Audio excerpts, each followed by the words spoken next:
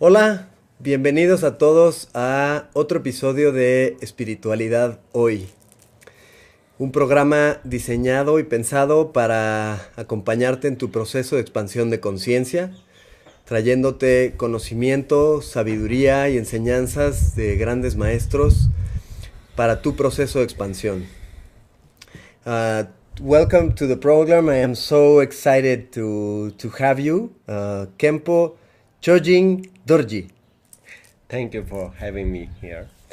I am going to lead the interview Okay. with a very brief part on yourself. Okay. And then we'll go straight to the subject of today, which is Buddhism for everyday life. Okay. So I want to present you. Okay. I read a little bit about your story. Okay. You started it with a teacher whose name is Ken Rinpoche Kunja Kunga Unchuk. Wunchuk. Yeah. Yes, Yeah. that was your beginnings. Yeah. You can And say. and if you look at your learnings from the academic standpoint, you did a license, and Okay. then a master program, and then a PhD, Okay. which is very impressive, and a lot of both sides, the academic knowledge and the practical knowledge, which I think gives you the authority to share with people that are in the process of a spiritual path. Okay. So welcome to the program. Thank you. And let's dive right in. Okay. Buddhism for everyday life. Okay. Can you tell us a little bit about what you consider Buddhism for everyday life? Okay. So, yeah. Before that, I also would like to share a little bit my story also. Yes. And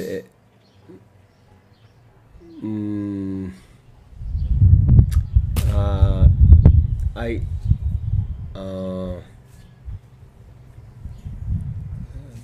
1992 I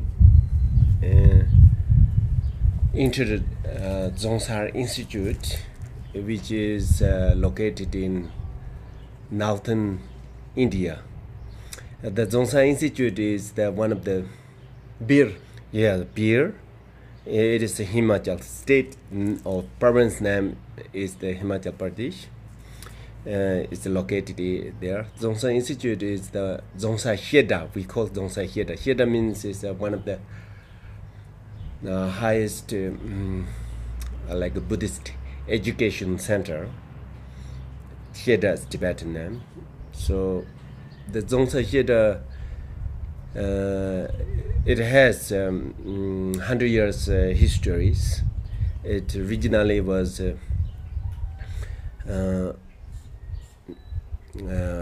started in Tibet, right now in a Sichuan province.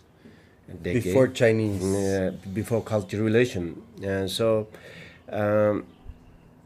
it was initiated by Zongsan Gyalrong Chinse Ompo. He has planned it, and his reincarnation is called Zongsan Gyalrong Chinse Chujilodu. He's continue his previous reincarnations reached and then started, and from established the Zongsar Institute to until 1957, before the Cultural Revolution. It was around 30 years. So during those time, it was really successful Buddhist university. The 30 year only they can continue 30 years, but Modern Nalanda. Yeah, it was become really Nalinda of the Tibet. Yeah, the Nalanda of the Tibet. Tibet. So it's become it's become a source of the place where many those Dhamma holders come from, especially after Cultural Revolutions. The Buddhism was really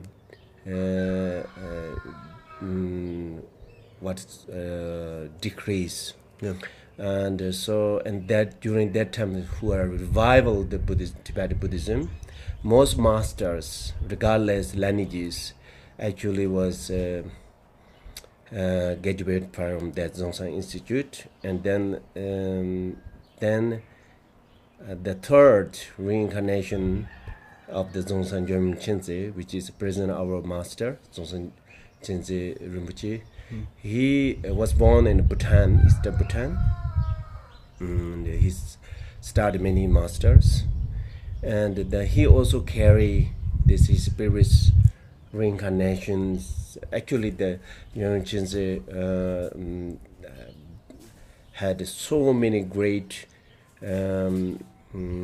contributions for Buddhism all around the world, but one of the particularly very important one is a Buddhist institute which he was built. The Rinpoche wanted to revive that Buddhist institute in India, so then he's searching for the Buddhist teacher who can help him to revive that Buddhist institute, who was also student of the Zhongshan Institute in Tibet. So in 1980s, they have a connection between inside Tibet and outside, and then he heard about still there are great three master of the student of previous Zhongshan Chenze Rinpoche, and then he wrote letters and invited one of the three, which was named Khenpo Kunga Unchuk, who's he invited from Tibet to India, and then started Zhongshan Institute in Eastern India first in 1982, and then moved to the Bir in 1985. Since then until now, that Zhongshan Institute became one of the main Buddhist education centers. Most Buddhist teachers, leaders, Rinpoches, basically educated from Zhongshan Institute. So I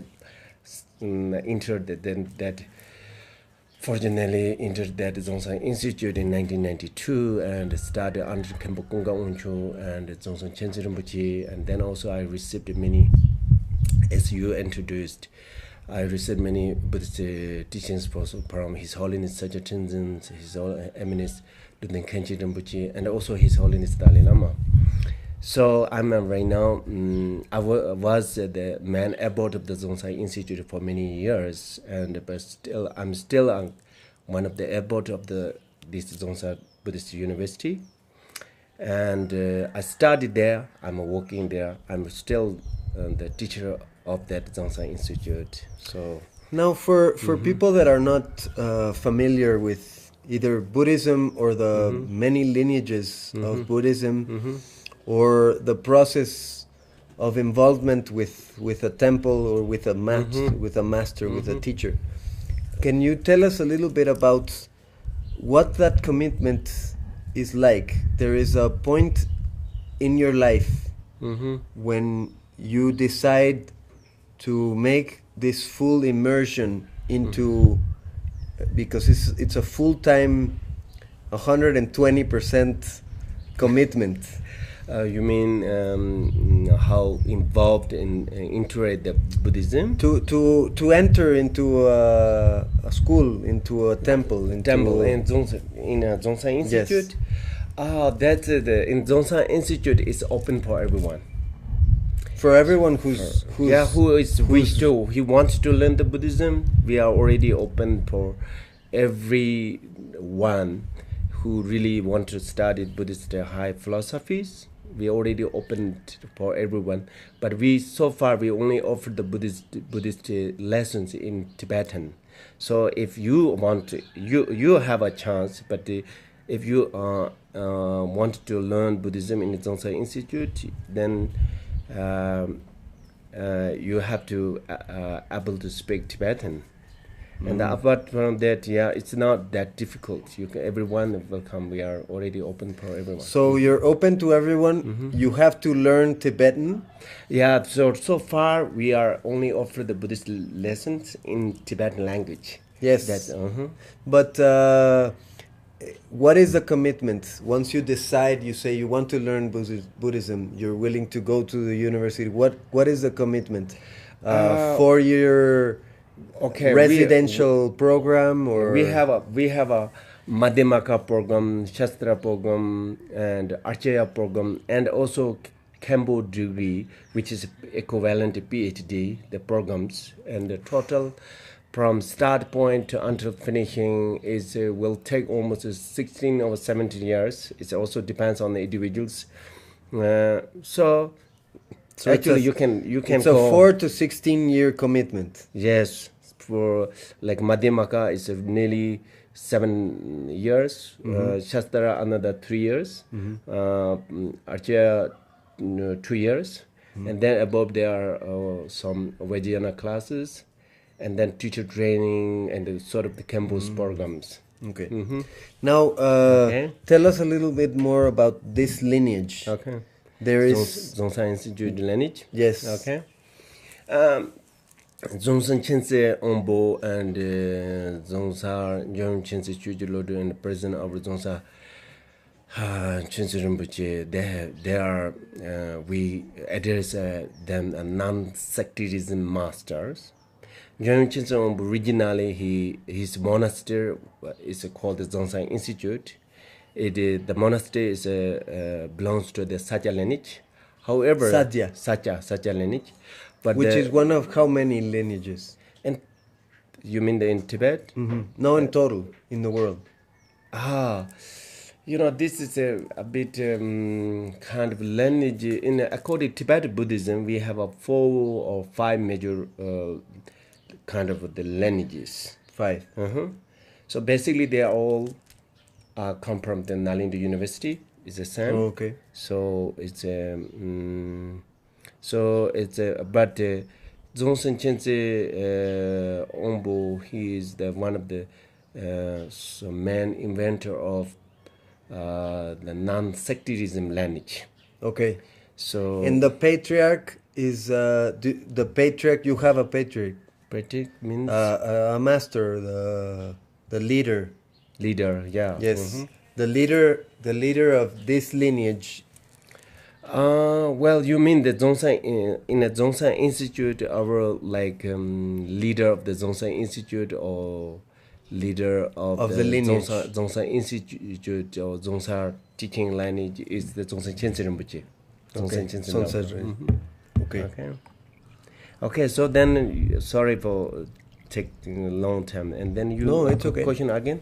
Yes. The main topic of the interview, which we wanted to share with our audience, was Buddhism for everyday life, and we picked this topic because not everyone can have the opportunity to make a 16-year commitment or become a Buddhist monk or even travel to India. Right. So for people that are living their everyday life but are called to a Buddhist practice, are called to the Buddhist teachings, what could you share with them? One of thing of the what I can share that in order to practicing Buddhism, or people who wish to practice Buddhism, it's not necessarily to make a commitment like to enter the monasteries or changing any of your worldly things. Yes. You can including your religion. Yeah, according to Buddhism, you can be lawyer or judge at the same time. You can have a fully opportunity and practicing Buddhism. That's correct. So it is a very practical, and you can practice it in daily life. Yes. So which is beautiful. why? Because what the main purpose of the Buddhism is training our mind. is training our mind as like training our physical body. Yes, like going to the gym. Yeah, going to the gym. Yes. It's similar. So similar, but the more in that case, it's more easier than training our body, because you don't have to go gym. You can practice it. It's everywhere. Anywhere. You don't have to be there in a church. Anywhere, everywhere. You don't have to be in a temple. You don't need temple, equipment.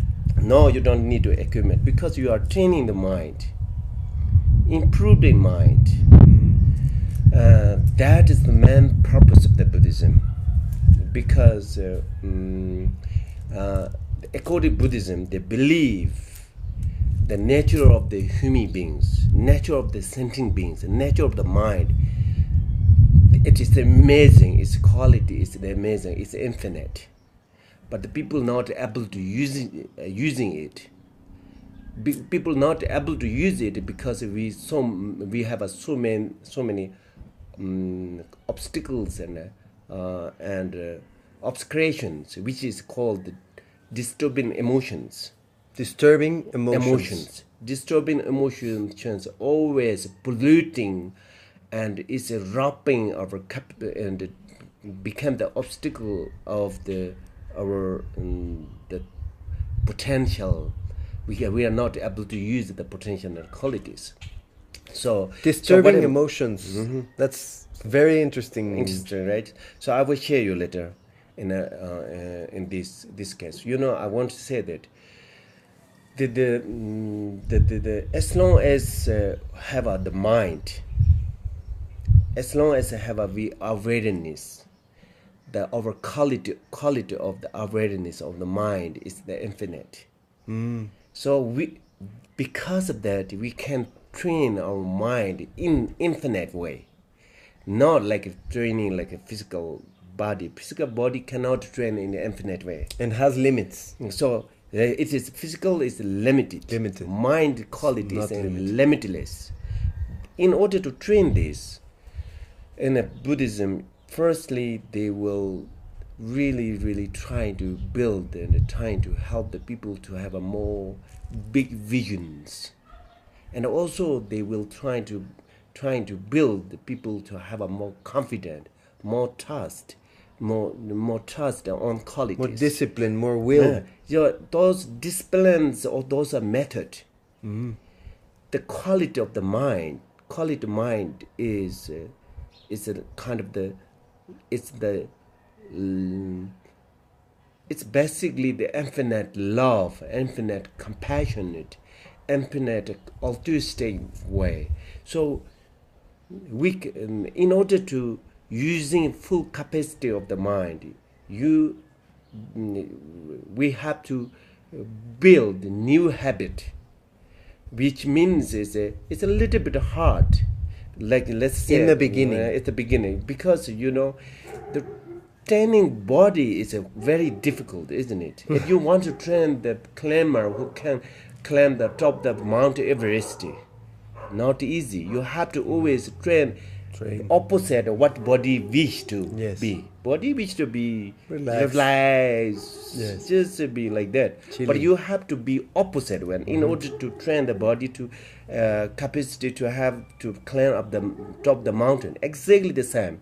If you want to train and you want to able to use your capacity of the mind, you have to train always make the opposite.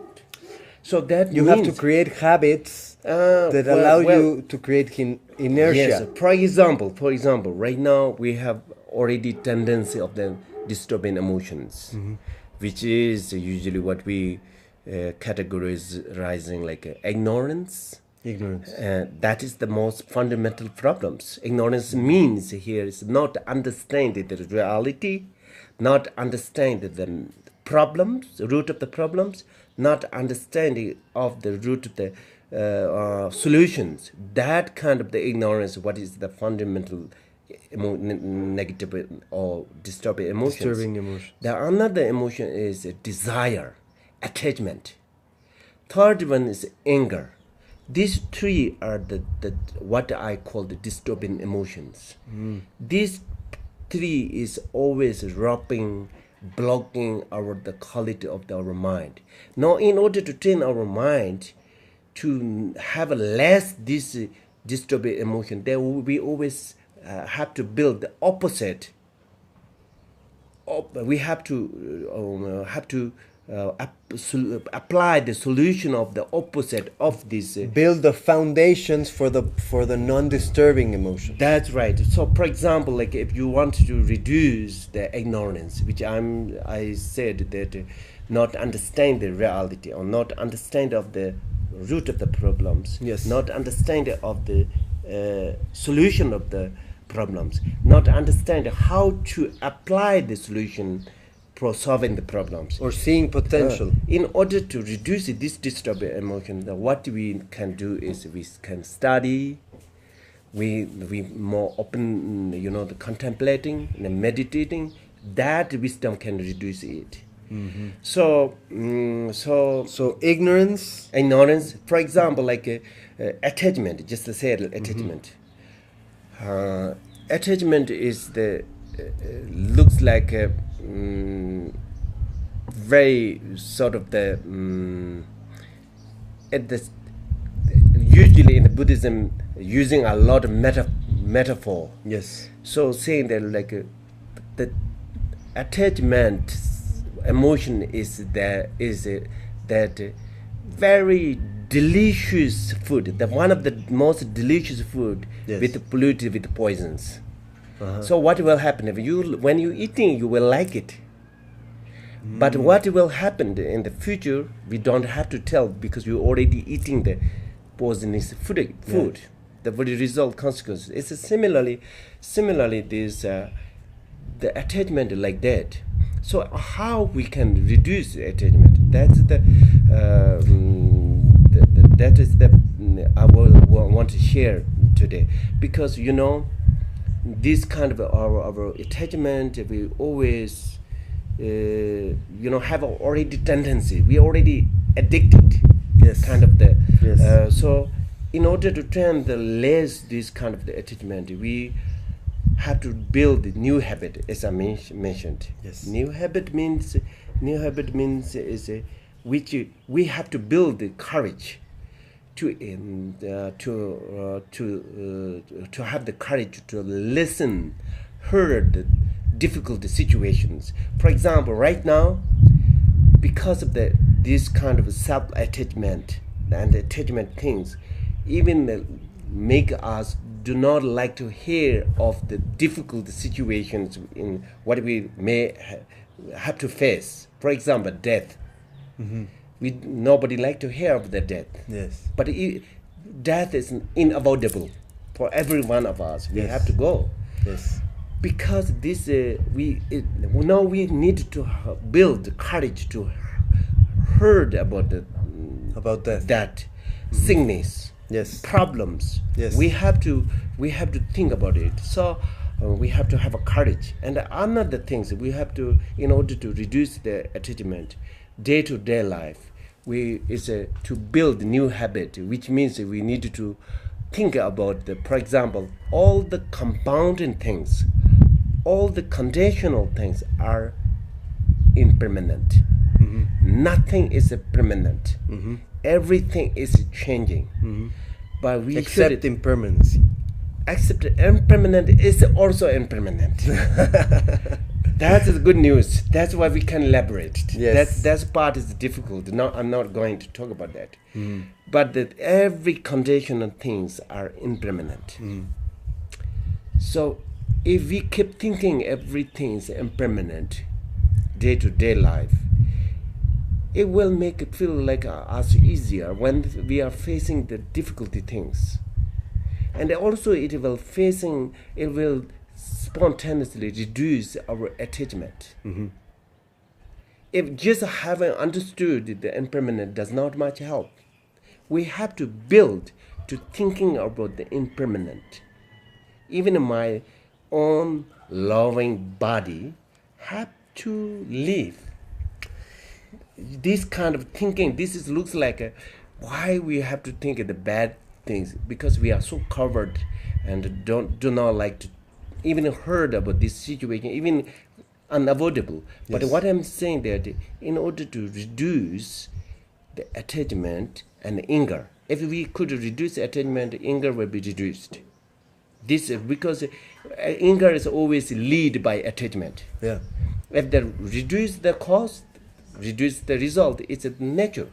But So in thinking, building the impermanent lives, relationships, business, positions, everything, that you have already prepared for it. So that this will leading us to have a more wisdoms, reducing the disturbing emotions, and then also another thing Buddhism usually gives the everything which already polluted with disturbing emotion is a suffering. This is very important for the statement Buddhists usually give.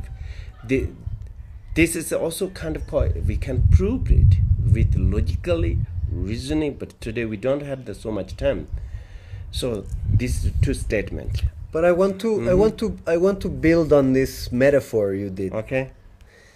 That we are surrounded by food that is delicious, but is poisonous. So in building on that metaphor, we live in times where there are so much distractions and poisonous foods that seem to be good for us. And I've seen, and we have shared in this program, that you need will. You need will to decide, this is not good for me, this is good for me. And from what I've seen, will comes from spirit, from developing your spirit. If you don't have a strong spirit, you don't have will, and if you don't have will, you will make wrong decisions and won't have clarity. So I totally agree that you have to build on habits.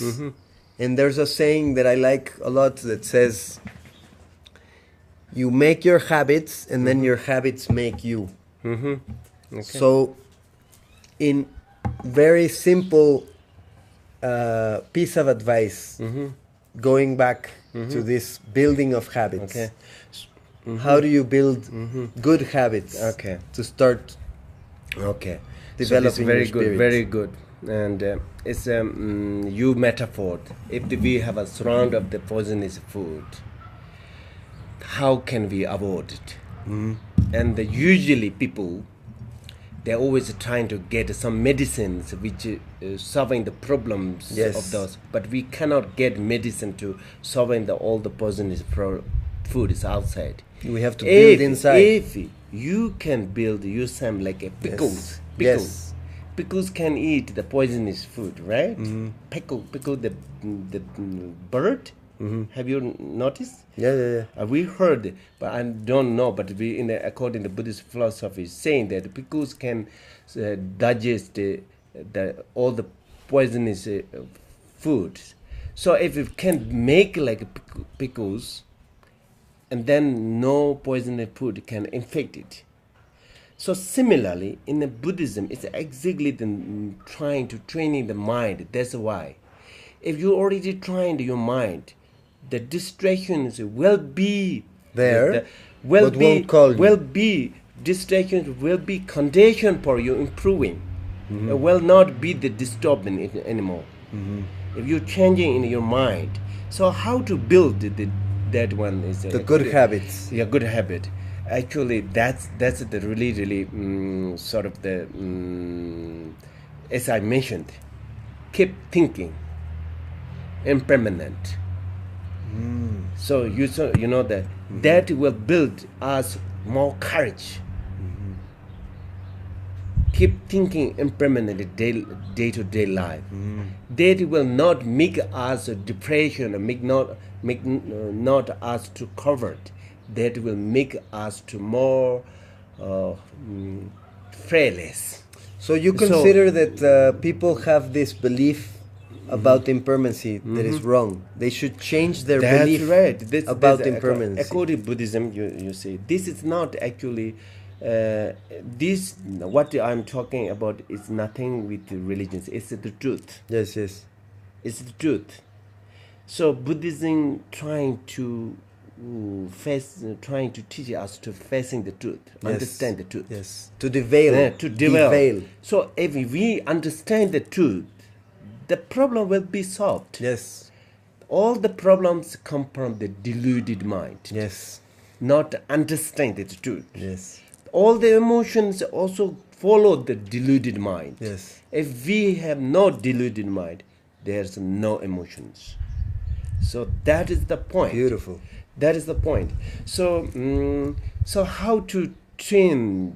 Just now you said, it's very good advice Buddha give to his followers. Yes. I think this is what he said is it's not nothing to do with the what called the religious nowadays people. It's can practice by everyone.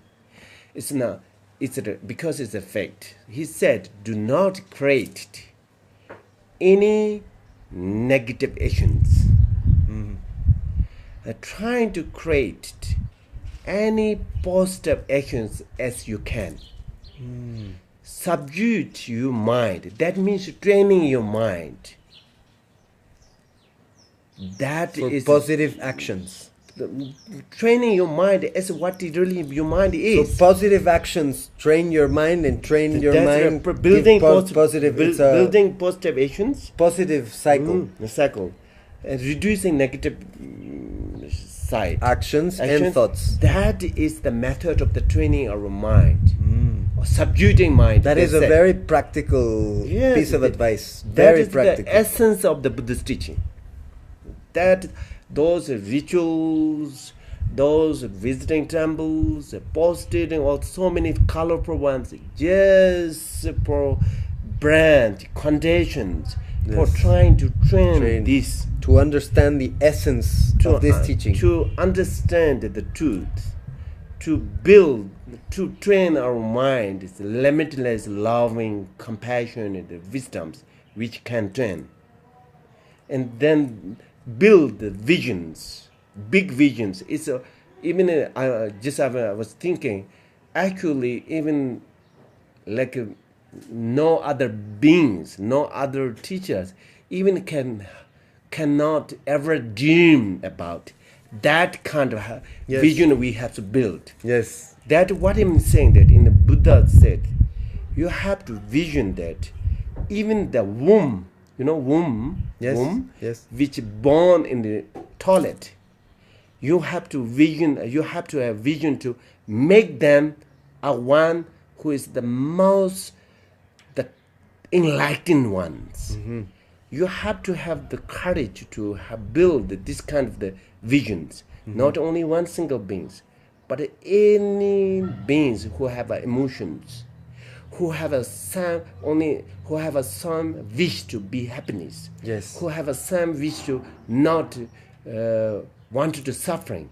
So you have to build the courage, or you have to have a vision that all of them, without left single beings, to make it forever peaceful. Yes, and it should not be confused with many times in Buddhism. Followers and non-followers of Buddhism confuse the idea of desire with dreaming. Desire, when you desire something, is because you have attachment. But you can have visions without attachment, and that is not a desire that makes you suffer. For example, I may want to have a beautiful home. There's nothing wrong with wanting to have a beautiful home. There's something wrong with wanting a beautiful home now, the way I want it. That's attachment. That's right. In order to reduce the attachment, we needed to know the truth. You know, you are just now talking about the truth. What the truth? We are attaching so much the big house, big positions, big money in a bank, or those things. Material because, solutions. because we have a desire like this, Yes. that will drive us restless. But that's you need to have a goal, big goal. But the desire here is what I'm trying to say is a disturbing emotion, is a very selfish desire. Yeah. So this kind of selfish desire will come that believing that things are permanent. Things are completely and solidly inherently existed. And that because of this believing, they lead these disturbing emotions. So in order to reduce this, we need to build. We need to improve our wisdom to understanding this. That things are not truly existed. Things are not permanent. It's like that. If you haven't understood it, but it doesn't mean you should not earn money. You should not aim the position. All those things. You Yes. should aim. You should aim to be is the To have, to receive. to can make every sentient beings Yes. to make peace. Yes. This kind of goal, not only one country's leaders, Yes. not only one Not small just a few. positions. Yes. Have to aim to be the someone have the infinite power to make every being to make it happy. This kind of the goal we should do. That Buddhism Beautiful. trying to teach it. That if you have a bigger goal, your action will be bigger. If you have a limitless big goal, your wisdom will be limitless. Your compassion will be limitless. Your loving kindness will be immeasurable. Yes. So Beautiful. So then what will be? We call Bodhisattva. Bodhisattva Sanskrit. Bodhisattva, sattva is the most courageous ones, the most fearless ones. Then so will be like that. Yes. So in order to think that, not necessarily go to temples to attend the ceremony. You can turn everywhere, and those kept thinking of the peace of their voices.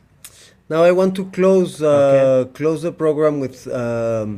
Can you share why are you here in Mexico? Yes. Oh, okay. So I have my guru, who is Dzongsen Gyalten Chinse Rinpoche, and he has many disciples and followers around the world. So Rinpoche is really busy right now. He has so many different teachings, Travel. there's porges, many, and then of course also Rinpoche want to his followers and the student to have a more sort of Buddhist knowledges. Yes. And Rinpoche already suggests to all of them to learn more Buddhism. So Rinpoche sending me to helping them. Oh, great. To sort of discuss Buddhist sort of the views, paths, how to apply the practice. We do also practice together. And so I went to many different places. This is a kind of quite long trip. Yes. I went to start from Russia, Moscow, to Hamburg University, and then went to Berlin, and then also Greece, Thessaloniki, from them to Vancouver in Canada, and also University of British Columbia, and then went to Halifax, and come to the New York upstate, and then from them to the Monteria in Mexico. So now I'm here also. And now you're teaching. here in Valle de Bravo. So I'm here, but still I'm in the middle of the traveling. Good, good. Well, I hope you have a great visit, and I hope that many people listen to your teachings and can learn ways and techniques and knowledge so they can get closer to the truth. Thank you. Thank you Thank you for so much. having me. And I also do wish every sentient beings are able to use the capacity of their mind fully. Yes. With uncovered the quality of the mind, which is loving kindness, compassion, wisdoms for every beings. Thank you.